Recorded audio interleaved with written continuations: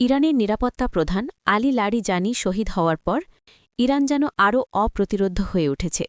কাতার, Saudi আরব, আরব আমিরাতের বিভিন্ন জ্বালানি স্থাপনা এবং মার্কিন ঘাঁটি লক্ষ্য করে ব্যাপক হামলা চালিয়েছে ইরান।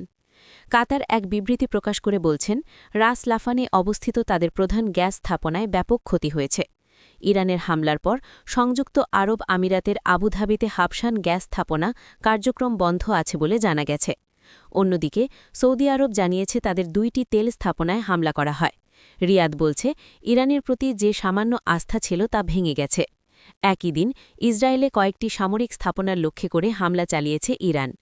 IRGC জানিয়েছে তারা ২ টন বিস্ফোরকবাহী মিসাইল দিয়ে ইসরায়েলে হামলা চালিয়েছে। ইসরায়েলে ব্যাপক ক্ষয়ক্ষতি হয়েছে, ২ জন নিহত, শতাধিক আহতের খবর পাওয়া গেছে। এক ভিডিওতে দেখা গেছে ২টি যাত্রীবাহী বিমানে হামলা হয়েছে, তবে হতাহতের কোনো খবর পাওয়া যায়নি। ইরানের পররাষ্ট্রমন্ত্রী আব্বাস আরাগচ্ছি পাকিস্তান, তুরস্ক এবং মিশরের পররাষ্ট্রমন্ত্রীদের সাথে ফোনে আলাপ করেন। ইরানের পররাষ্ট্র মন্ত্রণালয় এক বিবৃতিতে জানায়, যুক্তরাষ্ট্র ইসরায়েলের আগ্রাসনের বিরুদ্ধে আঞ্চলিক ও বৈশ্বিক পরিণতি ও সমঝোতা নিয়ে আলোচনা করছেন।